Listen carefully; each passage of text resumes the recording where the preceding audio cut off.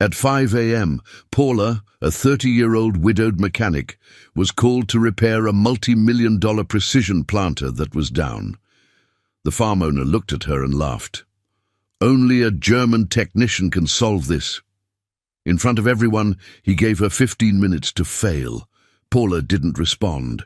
She climbed onto the machine, analyzed the control panel, and climbed down, saying quietly, "I know what it is."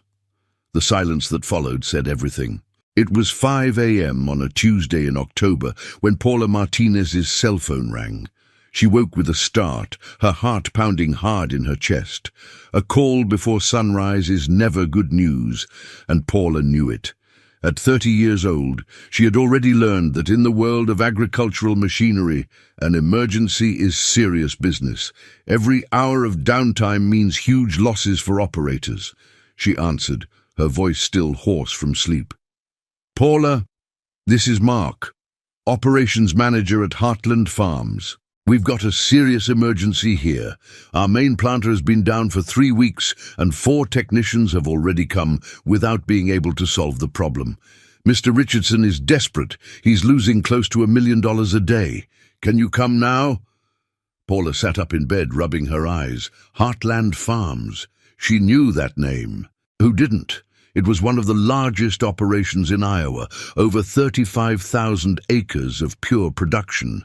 And the owner, Henry Richardson, was famous in the region not only for his fortune estimated at nearly $500 million, but also for his difficult temperament. Her grandfather, Marcus, always said that rich people in agriculture could be one of 2 types: those who respected those who work, and those who thought money bought everything, even respect.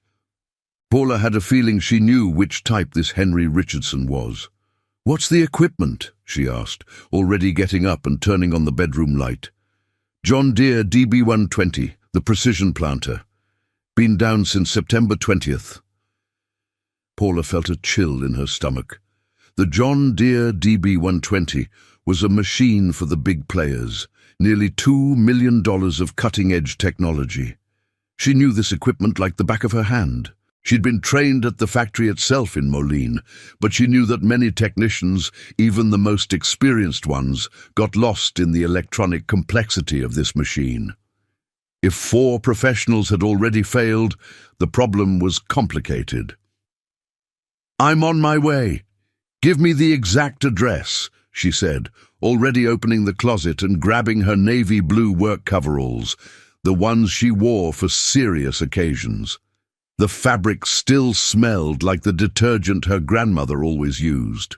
She had passed away 2 years ago, but Paula continued to wash her work clothes the same way, as a means of keeping the memory alive. As she dressed, Paula thought about her grandfather Marcus. How many times had she heard his stories about fixing the impossible, about how he'd go to farms where everyone had given up and solved problems that impressed even John Deere engineers. "Paula," he'd say with his pronounced Iowa accent, "machines don't lie. They always tell you what's wrong, but most people don't know how to listen." Old Marcus had passed 5 years ago, victim of a massive heart attack while working on a combine harvester. He died doing what he loved, and before leaving, he had passed on every secret, every technique, every trick to the granddaughter he saw as his successor. But there was something else weighing on Paula's heart.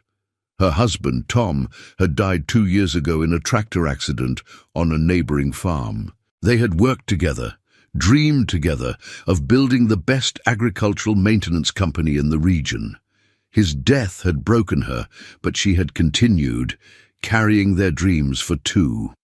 If you like this story of courage and determination, don't forget to subscribe to Engines of Hope and turn on the notification bell. Paula grabbed a quick coffee, grabbed her specialized tool case, the one that weighed over 90 pounds and contained equipment that had cost years of savings, and headed out to the garage.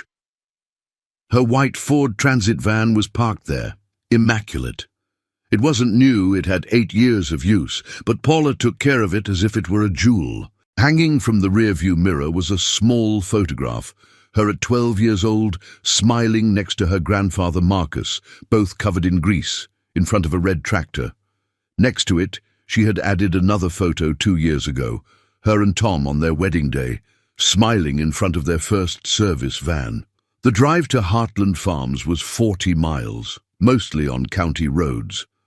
Paula drove as the sun began to rise on the horizon, painting the sky in orange and pink tones. The crops stretched on both sides of the road, a golden sea of corn and soybeans. It was beautiful, she had to admit. Iowa was like that, flat, vast, sometimes austere, but with a beauty that grew on you. She thought about how she got here. After her grandfather's death and Tom's tragic death, many people doubted she could maintain the business. Mechanics isn't a place for women, they'd say. You should find an office job, a pretty girl like you, as if beauty and intelligence were opposite things, as if knowing how to calibrate a precision sensor was less feminine than typing on a computer. Paula had proven each of them wrong. She had earned the International John Deere Gold Level certification, 2 intensive weeks in Moline, competing with technicians from around the world, mostly men with decades of experience, and she had ranked among the top 5. The diploma was framed on the wall of her workshop, not out of vanity, but because it represented every drop of sweat, every dawn spent studying technical manuals, every time someone had said she wasn't capable. Tom would have been so proud. At 6:20 a.m., Paula spotted the gate to Heartland Farms. The entrance was imposing, 2 stone pillars supporting a wrought iron arch with the property name in capital letters. Her security guard stopped her. She identified herself, and he opened the gate. The internal driveway was paved, lined with oak trees. Paula followed the signs to the administrative headquarters.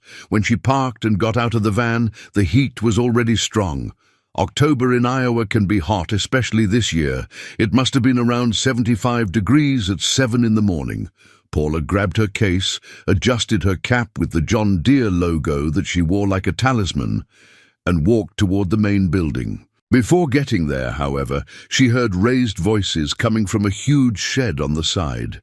Male voices, one of them particularly loud and authoritative. Paula headed that way. The shed was the size of an airplane hangar with a very high ceiling, and inside were agricultural machines of all types, tractors, combine harvesters, sprayers. And in the center, like a dethroned queen, sat the John Deere DB120. Even stationary, it was imposing. 56 feet wide when deployed, gleaming green and yellow structure, cutting-edge technology for precision planting. A machine like this was the dream of every serious operator. Around it was a group of about 10 men, all in coveralls, some with tools in hand, and in the middle of them, gesticulating intensely, stood a tall man with broad shoulders, grey hair cut short, wearing an expensive designer polo shirt and jeans that cost more than many people's monthly salary. His eyes were intense, almost black, and his voice echoed through the shed. "You're a bunch of incompetents. 3 weeks. 3 weeks this machine has been down and nobody solves the problem. People came from Des Moines, from Chicago, from Minnesota, and nothing. I'm losing $800,000 a day. Do you understand that? $800,000. It was Henry Richardson. Paula recognized him immediately. She had seen photos of him in reports about Iowa agriculture. In person, he was even more intimidating. He had that presence of someone who had always commanded, always had the last word, always been obeyed without question. Paula took a deep breath and approached. Her boots made noise on the polished concrete floor of the shed. Henry stopped talking and turned to her. All the men turned too. The silence was instant and awkward. "Good morning," Paula said, trying to keep her voice steady. "I'm Paula Martinez, specialized technician in John Deere equipment. Manager Mark called me for an emergency with the DB120. Henry looked her up and down. Paula saw in his eyes the same thing she had seen so many times before. Disbelief, followed by irritation, followed by disdain. She knew that look. It was the look of someone who couldn't comprehend that a woman of 5'5", 30 years old with a delicate face, could understand machines worth nearly $2 million. You, Henry said, and there was so much contempt in that word that Paula felt it like a slap. Where's the technician? Mark said he'd send a specialist. I am the specialist, sir, Paula responded, maintaining a respectful but firm tone. I have John Deere gold-level certification and 15 years of experience with agricultural machinery. Henry burst out laughing. It wasn't a laugh of joy, it was a cruel, mocking laugh that turned Paula's stomach. Some employees laughed with him, nervously. Others looked away, clearly uncomfortable. Certification, Henry repeated, drawing out the word as if it were a joke. Miss, 4 technicians have already come here. 4. 2 from the official dealership in Des Moines, a mechanical engineer graduated from Iowa State, and a consultant who worked 10 years at the John Deere factory itself in Moline. None of them, none, could even identify the problem. And you think you're going to solve it? Paula felt the blood rise to her face, but kept her composure. She had learned from an early age that losing your cool meant giving ammunition to those who already doubted you. May I at least evaluate the machine, sir? She asked. Henry crossed his arms over his broad chest. He was tall, must have been at least 6'3", and he used his physical presence as a weapon of intimidation. Paula, standing there with her heavy case, must have looked even smaller in his eyes. Do you know how much this machine cost? Henry asked, his voice loaded with sarcasm. $2.8 million. It's cutting-edge technology, a computerized electronic system, millimetric precision sensors. It's not a farm tractor you fix with baling wire and duct tape. It's an engineer's job, not a garage mechanic's. The way he said garage mechanic made it clear what he really meant. Paula swallowed hard. She knew this wouldn't be easy, but she didn't imagine the humiliation would start before she even touched the machine. Henry looked at his employees, that group of men who had worked for him for years, and made a theatrical gesture, as if presenting a circus show. Gentlemen, he shouted loudly, his voice echoing through the immense shed. Come here, everyone. I want everyone to see this. Paula felt her stomach tighten. She knew this type of scene. She had lived through variations of it more times than she wanted to remember. It was public humiliation, the spectacle, the transformation of her work into entertainment for those who doubted her. The employees began to approach. They came from all corners of the shed, some leaving tools aside, others cleaning their hands on grease-stained rags. In a few minutes, there were about 23 people there, forming a semicircle around Paula and the giant planter. They were all men, she noticed. There wasn't a single woman in that group. Some looked at her with curiosity, others with pity, others with the same disdain that Henry exuded. Gentlemen, Henry began, and now his voice had a showman's tone, almost good-natured, which, in a way, was even crueler than anger. The company sent a technician to fix the DB-120. The pause before technician was intentional, loaded with irony. Some men laughed softly. Paula gripped the case handle so tight her fingers turned white. I just want you to witness, Henry continued, this new waste of time, because 4 professionals have already come here. 4 men with degrees, with experience, with years and years of work with John Deere, and none could even get this machine running. But now... Henry opened his arms dramatically. Now she's going to solve it in 15 little minutes. The diminutive form he used, little minutes, made Paula grit her teeth. That's how he saw her. Little, insignificant, a walking joke. If this story touches you, leave a like and comment where you're watching from. It helps our engines of hope channel enormously.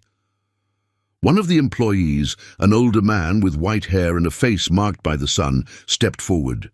Mr. Richardson, with all due respect, but the lady came from far away at dawn. At least let her take a look, right? Henry turned to him with flaming eyes. Pete, how many years have you worked for me? 32 years, sir. 32 years.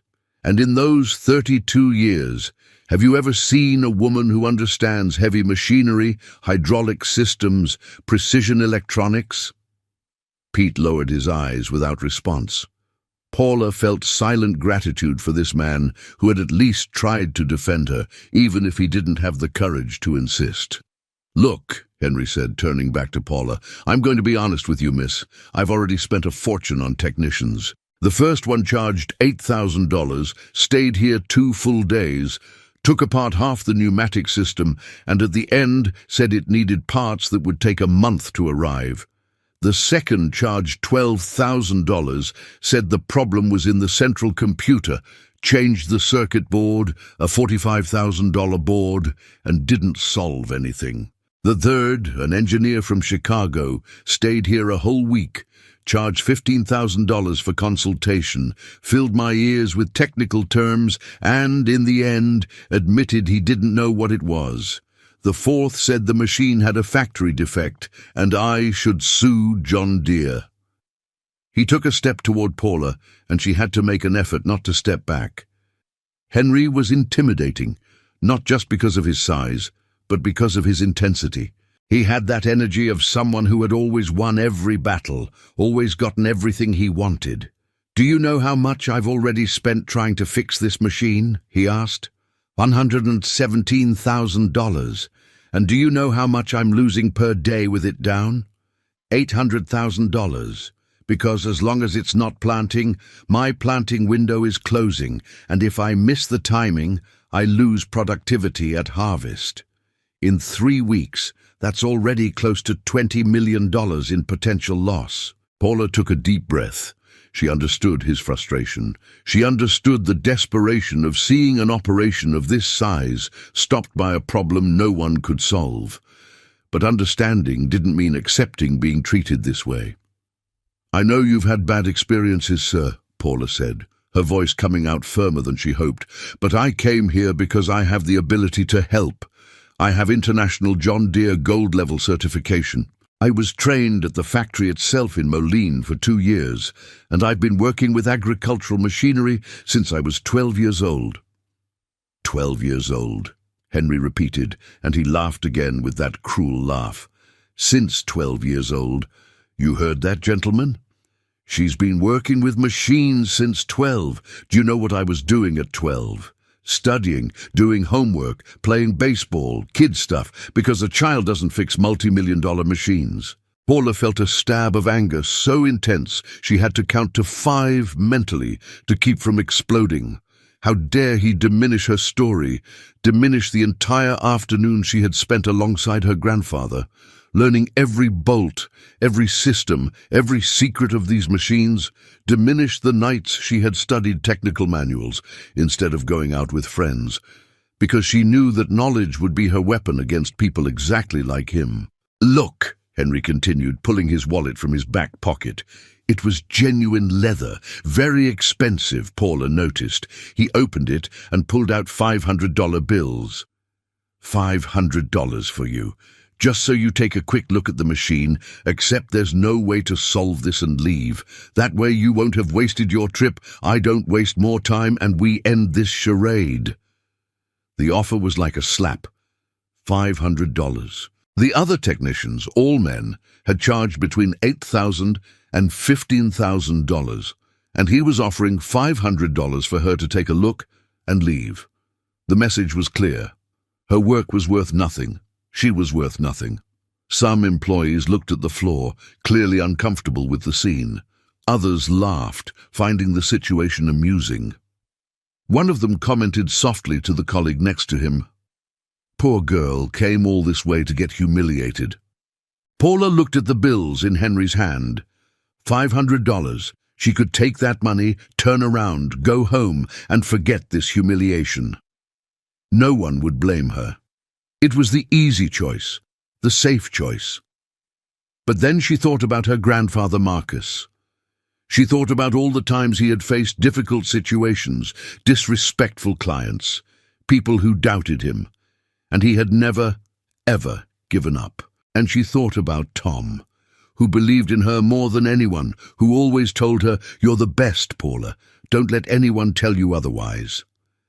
"Mr. Richardson," she said, and her voice now had a firmness that surprised even herself. I didn't come here for $500.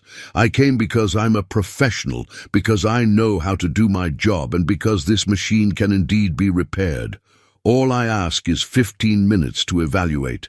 That's all. 15 minutes. Henry stared at her, trying to read something on her face. Paula held the gaze. She wasn't going to lower her head. She wasn't going to show weakness. If her grandfather Marcus had taught her one thing, it was that. Competence is proven by work, not by words. 15 minutes, Henry finally said, putting the money back in his wallet. But I'm going to time it. And when you fail, because you will fail, I want you to admit, in front of everyone here, that this machine is beyond your capabilities. Agreed, agreed, Paula responded. Perfect. Henry looked at his watch, a gold Rolex that cost more than Paula's van. It's 7:43. You have until 7:58. You can start. Paula set the case on the floor and walked toward the planter. It was a beautiful machine, she had to admit. Even stationary, even with all this attention around it, she couldn't help but appreciate the perfect engineering of this equipment. The John Deere DB120 was a masterpiece.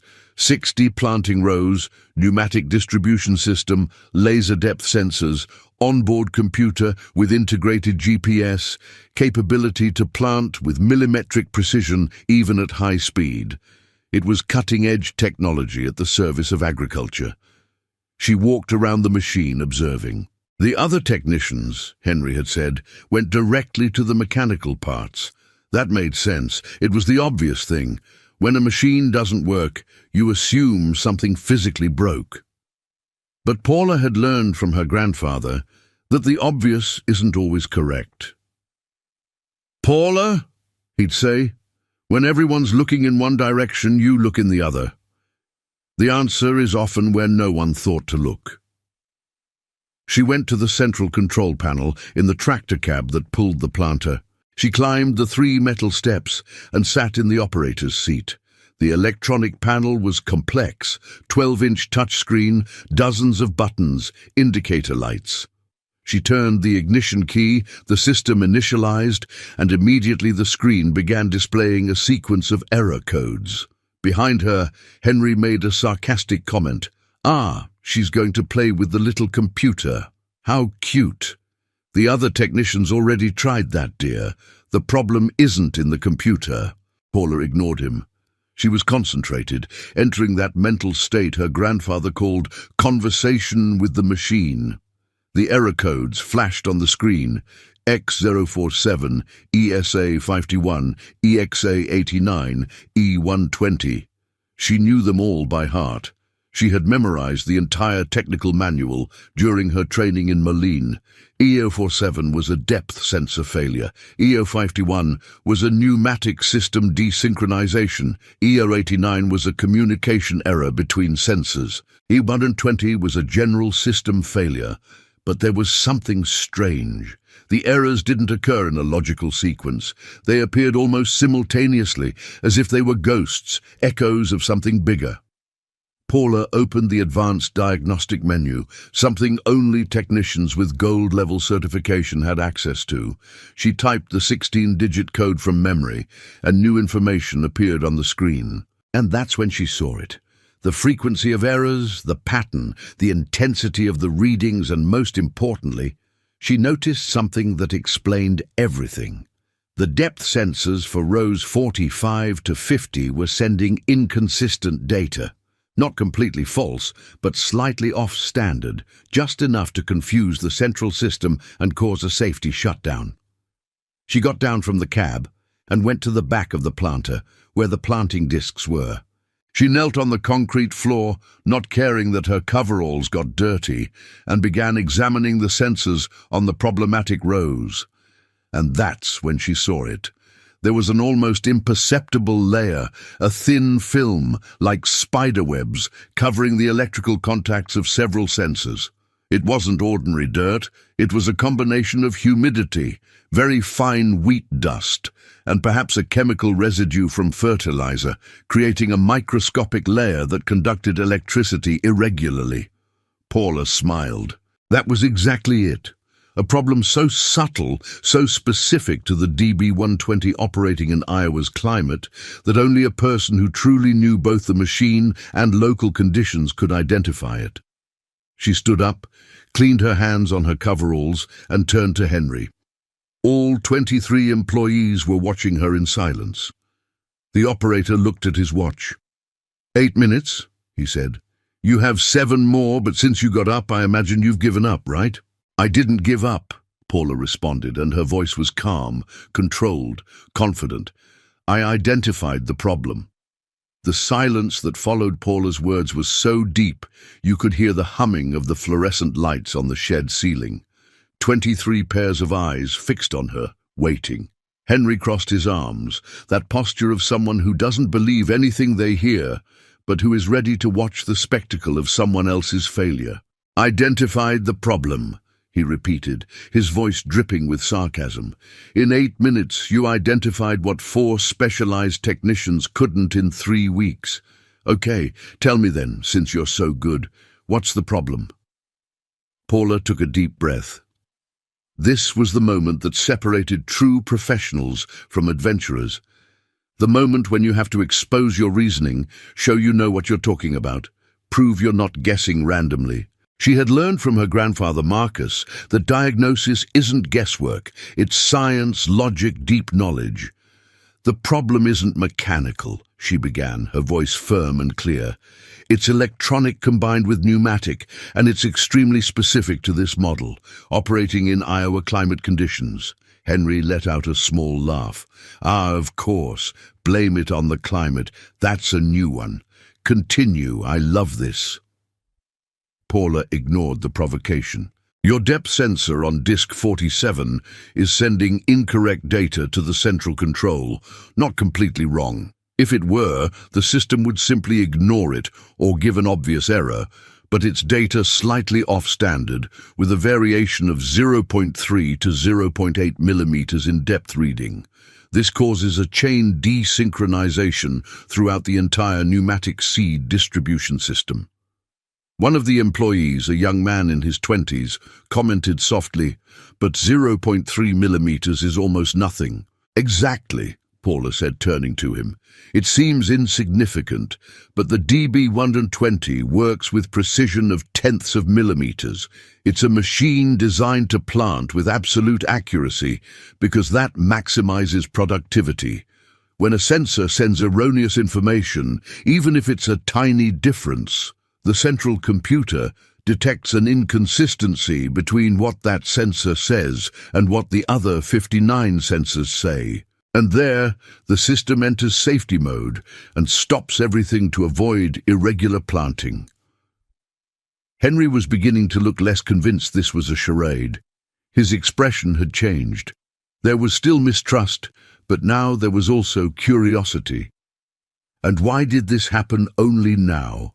This machine worked perfectly for 2 years. Why now? Paula continued, walking to the back of the planter and pointing to the sensors. A microscopic conductive layer formed on the electrical contacts of several sensors. It's a combination of air humidity, which here in Iowa, in October, is high due to the seasonal transition, with very fine wheat dust that remains suspended in the air during planting, and probably a chemical residue from fertilizer or pesticide you use. These 3 things together create an almost invisible film that conducts electricity irregularly. She knelt again and pointed to one of the sensors. "Look here, can you see? It's like a spider web, but it's not a web. It's a layer of residue. It doesn't affect the mechanical part of the sensor, so it continues to measure depth correctly, but it affects the electrical signal transmission, distorting the information that reaches the computer." Pete, the older employee who had tried to defend her earlier, approached and bent down to look closely.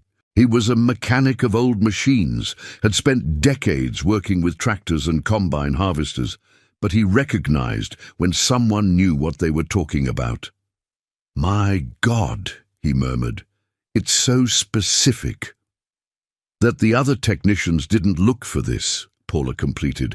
They did the obvious. They checked the mechanical parts, checked if there were broken pieces, checked visible electrical connections. One of them even changed the central board, which is the most expensive and often useless solution. But nobody thought to look for a problem so subtle, so invisible, so specific to the conditions here. Henry was now standing next to Pete, looking at the sensor. Paula could see the transformation happening on his face. Arrogance giving way to doubt, doubt giving way to something that looked like discomfort. He was beginning to realize that maybe, just maybe, she really knew what she was doing. "Okay," Henry said. And now his voice no longer had that tone of mockery. It was more controlled, more cautious. "You made a nice diagnosis. Anyone can diagnose. The question is, can you solve it?" Paula stood up and cleaned her hands. "I can. And I'm going to need a few things from my case, specific electronic contact cleaning products and access to the machine's calibration system. It'll take about 40 minutes. 40 minutes? Henry repeated. He looked at his watch. "The other technicians stayed here for days, and you're going to solve it in 40 minutes. "I'm going to solve it because I know exactly what to do," Paula responded. The others didn't know where to look. "I do." Henry made a hand gesture as if to say, "Go ahead," but there was something different now in his demeanor. He wasn't treating this as a joke anymore. He was watching with real attention. Paula opened her heavy case and began taking out instruments. She had there an entire case of products she had developed herself over the years. Specific cleaning solutions for different types of electrical contacts, precision tools for working with sensitive electronics, electrical continuity meters. Each item had been acquired with sweat and savings. Each tool represented hours of study and practice. She started with the problematic sensors. With a tiny brush, practically the size of a child's toothbrush, but with special anti-static bristles, she carefully cleaned each electrical contact. Then, she applied a solution she had formulated herself, a mixture of isopropyl alcohol with a chelating agent that dissolved chemical residues without damaging electronic components. It was a meticulous, delicate process that required a steady hand and exact knowledge of how much product to use. The employees watched in silence. Some had approached, forming a circle around her. Paula could feel the gazes, but didn't let herself get distracted. She was in that state of total concentration her grandfather called conversation with the machine, when you forget the world around you and there's only you and the problem to solve. After cleaning all the sensors on rows 45 to 50, she also checked those on adjacent rows 44 and 51, because she knew the problem could have started spreading. She found the first signs of the same film on sensors 44 and 52. She cleaned everything with the same care. Then she went to the cab, connected her personal laptop to the machine's diagnostic system using a special cable that few technicians possessed, and began the recalibration process. This was the most complex part. It wasn't enough to clean the sensors. It was necessary to reset all communication between them and the central computer, then do a complete recalibration of the planting system. She typed codes, adjusted parameters, tested sequences. On the laptop screen, lines of data scrolled quickly. For those who didn't understand, it looked like magic, but for Paula, it was music. The language of the machine, talking with her, responding to her commands. Henry was now standing next to the cab, watching over her shoulder. He said nothing, but Paula could feel the intensity of his observation. And for the first time, it wasn't an intensity of mockery, it was genuine curiosity. Do you like seeing Paula prove her worth? Subscribe to Engines of Hope for more inspiring stories. 35 minutes after starting, Paula finalized the last calibration sequence. She looked at the clock on the cab dashboard. It had taken exactly 38 minutes since she had actually started working. She took a deep breath, closed her eyes for a second, a small silent prayer, not to saints or deities, but to the spirit of her grandfather Marcus and Tom, asking them to be with her, that the diagnosis be correct, that everything work. She turned the ignition key. The tractor engine purred, loud and steady. Then she activated the planter system. For a second that seemed like an eternity, nothing happened. And then, one by one, the indicators on the panel began lighting up green. Pneumatic system, green. Seed distribution, green. Depth sensors, all green. All 60. Central communication, green. General status, green. The machine was working. Paula couldn't hold back a smile. She initiated the planting simulation test, a function that made the machine operate as if it were in the field, but without actually planting anything. The DB-120 came to life. The discs began to turn. The pneumatic system produced that characteristic sound of compressed air. The sensors sent real-time data to the screen. Everything was perfect. Everything was synchronized. Everything was working as it should. And then something happened that Paula didn't expect. The employees began to applaud. It started with 1, then 2, then 5, and in a few seconds all 23 men were applauding, some whistling, others smiling broadly. It was authentic applause, of respect, of admiration. Several of them approached, slapping Paula on the back, saying, "Bravo, miss! What incredible work! I've never seen anything like it." Pete, the older employee, had tears in his eyes. He approached Paula and shook her hands firmly. "Miss," he said, his voice hoarse, "I need to know, whose granddaughter are you? Because this technique, this way of working, I've seen this before, many years ago. It reminds me of someone." Paula felt a lump in her throat.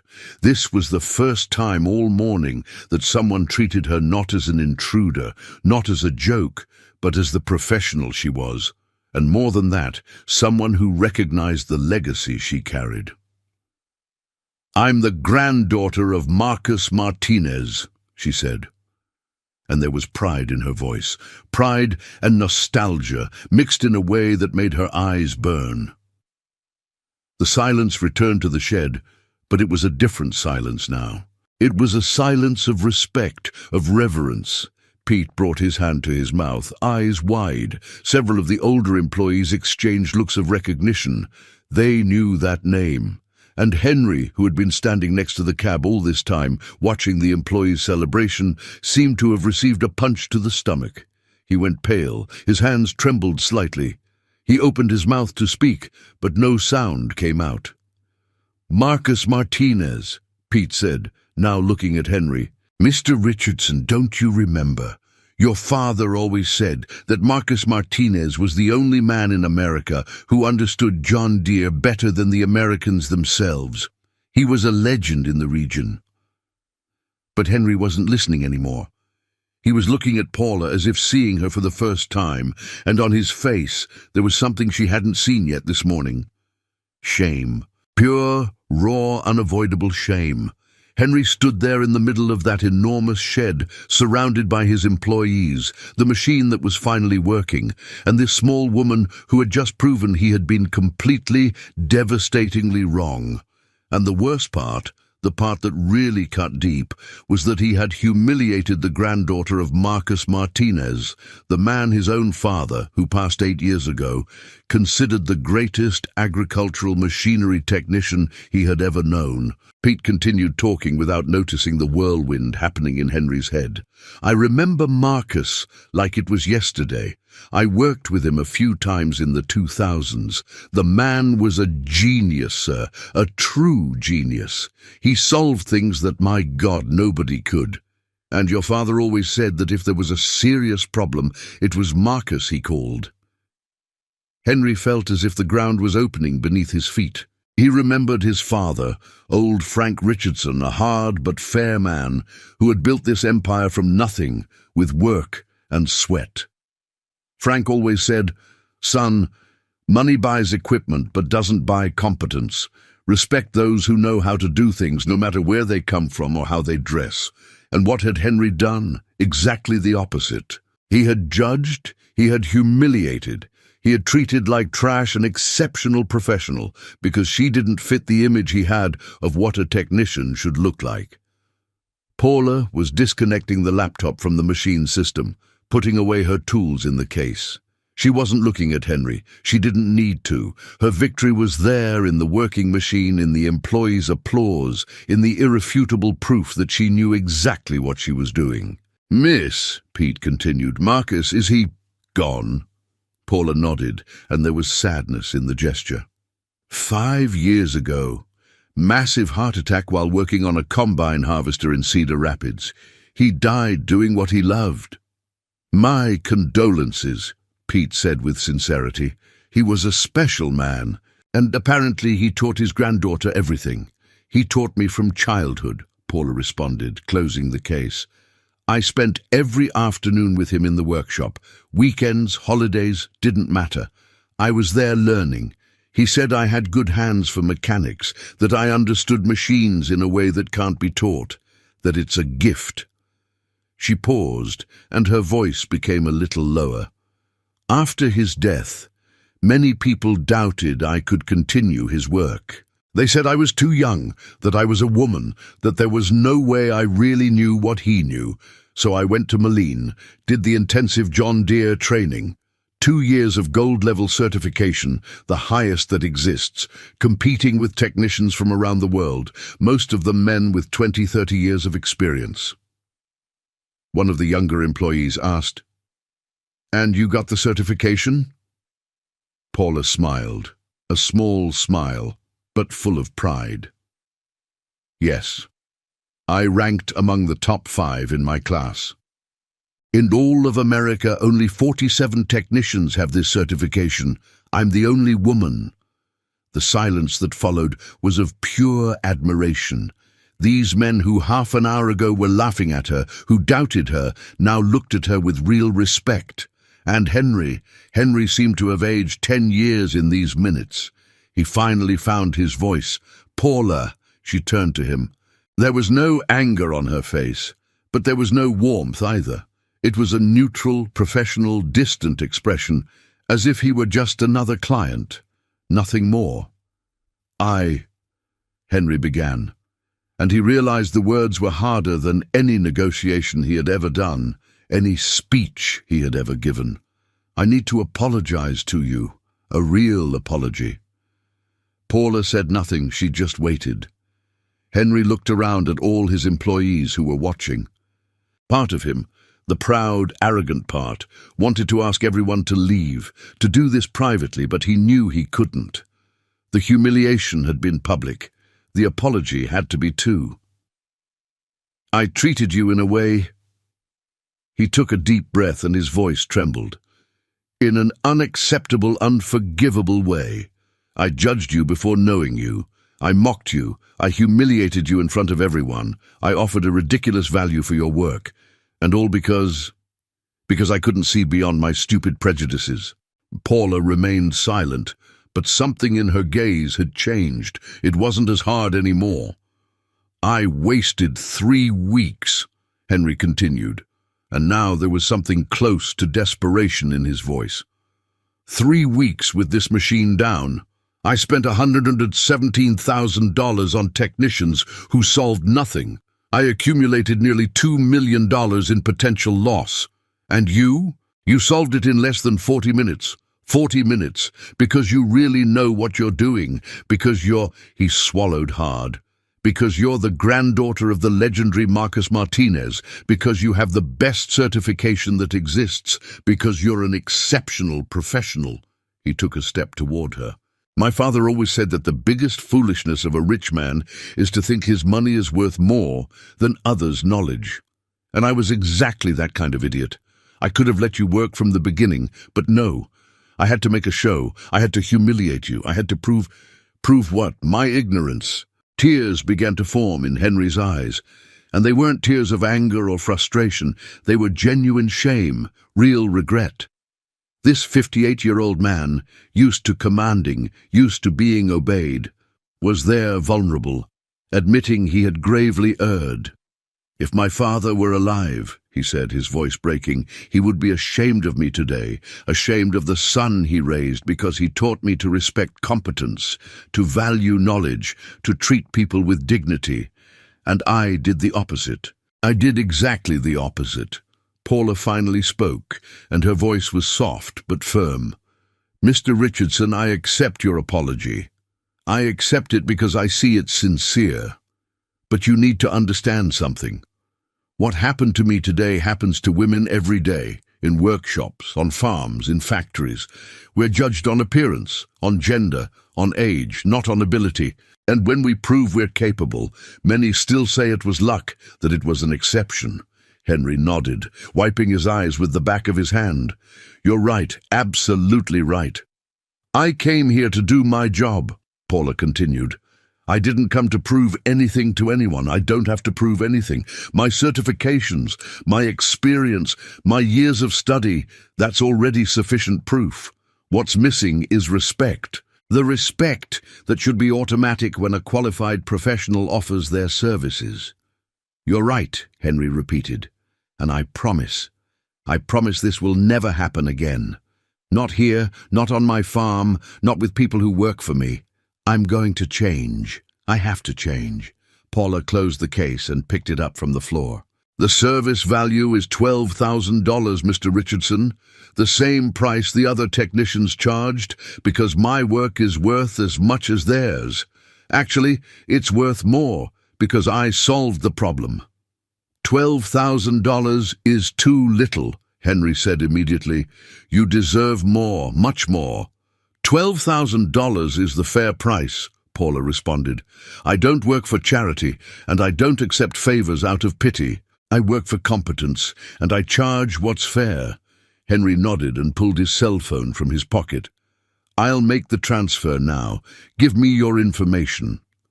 While Paula gave the information and Henry made the transfer, Pete approached again. Miss, do you work for other farms in the region? Yes, Paula responded. Because we need a reliable technician here, Pete said, glancing at Henry. Someone who really understands these modern machines. Someone like you. Henry, who had just finalized the transfer, looked at Paula. He's right. I'd like to make a proposal. Be the official technician for all my properties. Annual contract, with fair values, with guaranteed respect. Please. Paula looked at him for a long time. I'll think about the proposal, Mr. Richardson, but I'll only accept on one condition. Which one? That every professional who comes to work here, man or woman, young or old, with a degree or without a degree, be treated with the same respect from the first minute. Agreed. Agreed. Leave a like if this story touched you and comment where you're watching from. Your support makes Engines of Hope grow. Let me tell you what happened after that morning, because this story doesn't end with apologies and a bank transfer. No, my friends, this story transformed into something much bigger, much more beautiful than any of those men in the shed could have imagined. 18 months have passed since that day. A year and a half. And if you could see Heartland Farms today, you wouldn't believe the changes. Paula accepted Henry's proposal, but not immediately. She insisted on waiting 3 months, observing whether his transformation was authentic or just nice words said in the heat of shame. And you know what she discovered? That Henry was serious, very serious. Today, when you arrive at Heartland Farms, the first thing you see, even before the main gate, is a large, beautiful, solid wood sign with gold letters, Marcus Martinez Technical Training Center. It's a new building built from scratch, with over 20,000 square feet. There are classrooms equipped with projectors and computers, workshops with agricultural machines of all types, an electronics laboratory, a technical library with hundreds of manuals, and in the entrance hall, a large photo of old Marcus smiling in his grease-covered coveralls, holding a wrench. Henry invested $3 million in this center. $3 million. Not because he had to invest, not because someone forced him to, but because he truly understood the lesson from that day, that knowledge is the most precious asset that exists, and it must be shared, multiplied, democratized. And who coordinates everything? Paula. She divides her time between responding to emergencies on farms in the region. Look, she became the most sought-after technician in Iowa and surrounding areas. Everyone wants her work. And teaching classes at the center. She teaches fault diagnosis, automotive electronics, hydraulic systems, pneumatics. She teaches everything her grandfather taught her, everything she learned in Moline, everything she discovered in practice. So far, 89 professionals have been trained by the center. 89 agricultural machinery technicians who left with recognized certification, with real knowledge, with job opportunities. And you know what's most beautiful? 34 of these professionals are women. 34.